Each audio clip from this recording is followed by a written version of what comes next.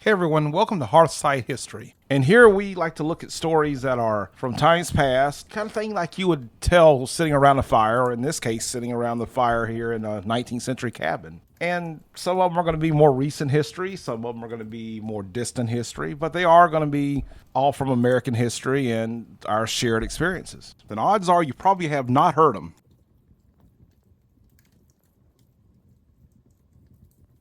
So our inaugural story is going to be one I grew up hearing. The story comes from modern day Calhoun County, South Carolina. This story, it has its fantastic elements, but it's an interesting one nonetheless, and I think it really plays into the history that was occurring at that time period. This was on the cusp of the Cherokee War that occurred in the late 1750s and early 1760s, so there was a lot of fear that was going on about Cherokee uprisings and the coming war, and even in the decades before that, there was that constant fear. It occurred at a place where it was essentially kind of the frontier. And this is the story about when Rachel Heatley Lloyd ran off a very unwelcome stranger one night near the Congaree River. And this story is about Rachel and John Lloyd, who lived near Fort Motte, South Carolina, or the present day Fort Motte, South Carolina. And so they had their little happy home, and it was a strategic place. After all, as I said, it was where the road crossed to go to Camden. And so you would have a lot of folks coming to and fro and understand a little bit about Rachel. Rachel was the granddaughter of the man who had received the first land grant in this area. And of course, her grandfather died fairly early, and her father had passed away, and her mother had remarried, but her stepfather had been a local justice of the peace and very involved in the affairs of that area. And so this was a lady who was used to entertaining company. She was used to having folks in her home. She was used to being that hostess, or at least coming from a family where that was a priority. And John Lloyd, we don't know much about him. I believe he served in the colonial militia and took part in some of the later fighting against the Cherokee. But here's what we do know about him, and it's critical to remember for this story. So make sure you do a mental post-it note here. What we know about John Lloyd was that he had one major virtue and one major vice. Now let's go with the virtue first, because we're going to be kind here. The major virtue that he had was that he was incurably hospitable. He took that Southern hospitality thing to the utmost. This was that guy who would give you the proverbial shirt off his back. This was that guy that when you came around, you were going to be invited in for dinner. This was the kind of guy that would go out of his way to make you feel comfortable, which I guess could be a vice, but that was his virtue. It was one of the great things about this guy. And in fact, that might be what helped Rachel fall in love with him. But he also had a major vice. You know, when he was good, he was really good. But when he was really bad with his vice, it was a bad vice to have.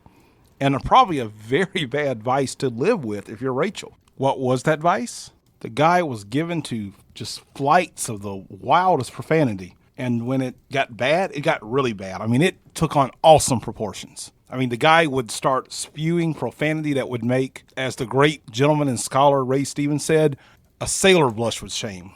When he got wound up, it was the kind of mouth only the devil himself would love. So that was his vice. He had his virtue, incurably hospitable, but he also had that vice that when he got wound up, he could go off on all this cussing and not the kind of thing you wanted to be around, especially if you lived with the guy. So you see the position that Rachel was in. But one night in the 1750s, they were sitting in their cozy little home.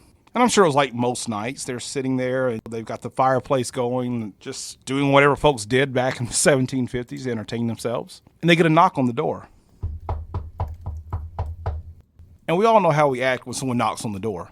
I mean, we're scrambling to get our clothes back on or clean up or whatever, or hide. You know, there's always that option because you don't want to deal with people.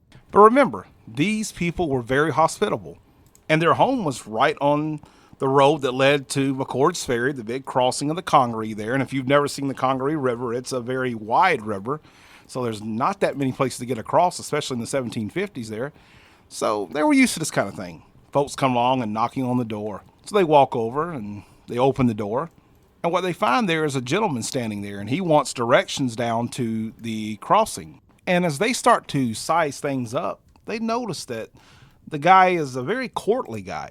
Very refined and proper and kind of guy you would see in very polite company. And he's wearing this black broadcloth and he's, dressed nicely, not too nice, but he's still dressed very nicely. And they notice that he's driving this little carriage with one black horse pulling it. And, so he's looking pretty sharp here. And it looks like the kind of guy that you would see, as I said, in polite company. But there was something peculiar about him. He walked with a slight kind of a limp. They probably didn't think too much of that because, we all have things we struggle with and former injuries. And remember, this is the 1750s. No telling how he could have gotten injured in the past because, after all, we all have our thorn in the flesh. And remember, these were, as I've said repeatedly, very hospitable people. So what do they do? Or more specifically, what does John Lloyd do, who was incurably hospitable? He invites the fella in. He said, come on. And he says, go ahead, take your stuff and put it there in the shed, your carriage, and come on in. I insist. I insist that you come on in and spend some time with us. Stay the night with us. Probably had a long journey. Stay the night with us, feed you and everything, and just being that hospitable guy that he was accused of being.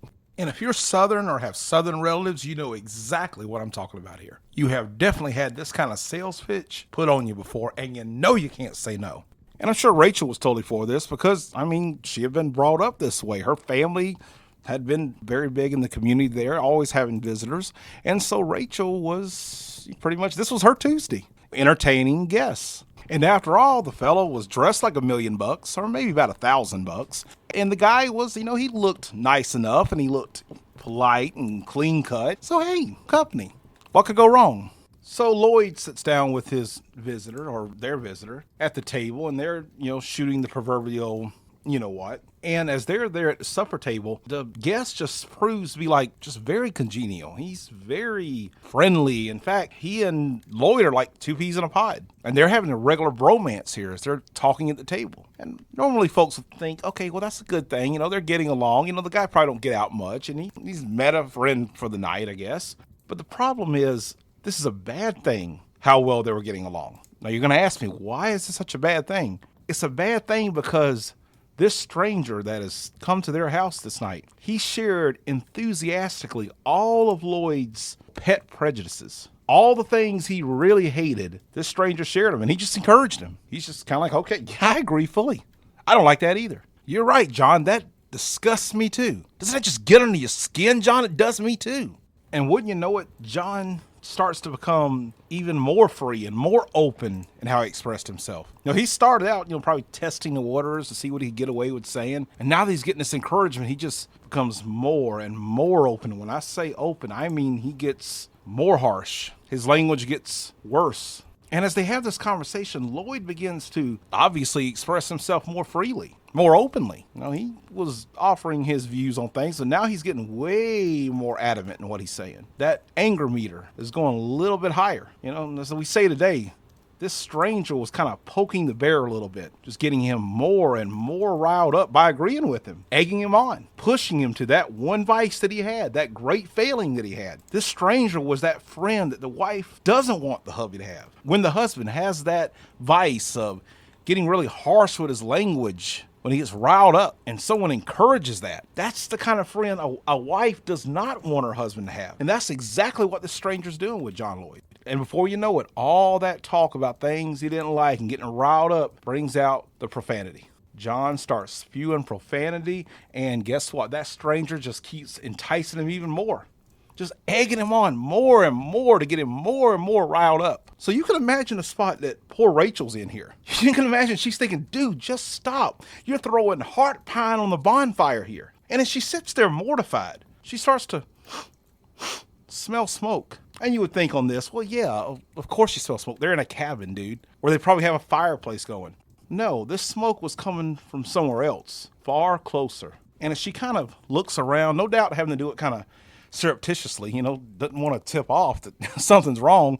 Apparently this smoke came from under the table. And as her husband's language got more and more just laden with this profanity and apparently this anger, she noticed that a quick glance under this table showed that there was these little whiffs of kind of a sulfurous smoke that was just hovering around this stranger's boots. And his boots were about as exquisite as the rest of his clothes. And as Lloyd's curses became more egregious and got worse and worse, the heels of this stranger just seemed to burn into the floor. Now already I'm running out the cabin if I'm her. And I imagine many of you would too. No good deed goes unpunished. And then Rachel, though, she noticed something odd about the boots. I mean, other than the fact there was smoke coming from the boots where they were touching the floor. She noticed when she looked at his boots, one looked normal, but the other one was mismatched to it. In fact, it was mismatched because one of his boots was shaped like the hoof of an ox. Now remember, this is a lady who probably had a little bit of religion in 18th century colonial South Carolina. She had a strong clue who he was. Remember what I said, when Lloyd got stirred up like this, he had the mouth that only the devil could love. And she knew what must be done. As soon as she was able to, she kind of made herself where she could get away from this just train wreck that's going on at her kitchen table. And she grabbed a book. She carried that book into the next room and she opened it to the last page and she began to read it backwards. And as she read through this book, the Holy Bible, she could hear through the walls this creature that she knew to be the devil, the Prince of Darkness, just tempting her husband toward the brink of the ultimate blasphemy, the words which would assure his eternal damnation. And what I assume these words would have been was blasphemy against the Holy Spirit. And so throughout the night, she keeps reading the Bible backwards to try to fend off this attack by the devil on her husband. This, I guess you'd call it the spiritual attack, as the devil tried to keep tempting her husband toward this ultimate blasphemy. And she carries on throughout the night all the way to the third cockcrow. And as soon as that sound comes, this stranger, who was apparently the devil, leaps up from the table. He runs out to the porch. He takes this huge jump and lands on a rock that is on the highest point of Buckhead Hill. And after he comes down, he lands firmly on this rock. And from this rock, he just takes this huge leap and he just goes clear across the river. And his horse, remember his horse that was back in the shed with the wagon?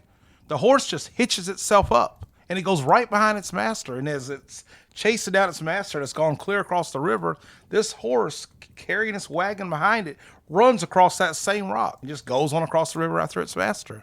And to this day, on Buckhead Hill, there is still a rock where you can see 3 tracks in it. You can see what looks like the track of a man's shoe. You can see the track of what looks like a wagon going across it or a wagon wheel going across it. But you can also see the track of what looks like the cloven hoof of an ox. To this very day, that track and that rock is called, take a guess, the Devil's Track. And local legend claims that this rock is a reminder of the time when Rachel Heatley Lloyd chased off the devil as he tried to lead her husband into damnation. Now, as much as I like to refer to this story as a satanic tall tale, it actually, at least the tradition of it, is mentioned in some writing. The story, as I have relayed it, is from S.G. Stoney in 1950, as he told the story. We can also see it dated to about 1938 when another writer makes mention of the story. She says that the track was still visible 80 years before her day, which tells us that at the very least, folks were noticing the track in the 1850s. And we can also see in the late 19th century references to the Devil's Track in contemporary newspapers, and even mentioned in the early 20th century of folks actually making excursions to go see the Devil's Track rock. So it definitely exists. Now, did the track come from some animal at some point in the past? Was there another explanation for the track? Or did the Prince of Darkness himself visit Fort Motte, South Carolina in 1750? We'll never know, but it's a great story nonetheless. And if you're in the area, understand that this site is on private property, as is the site of the Battle of Fort Motte. Well, y'all, it's been fun. I thoroughly enjoyed relaying this story, and I hope you thoroughly enjoyed hearing this story. And there'll be more to come. But in the meantime, y'all be good. Y'all be good to each other, and stay safe. Laters.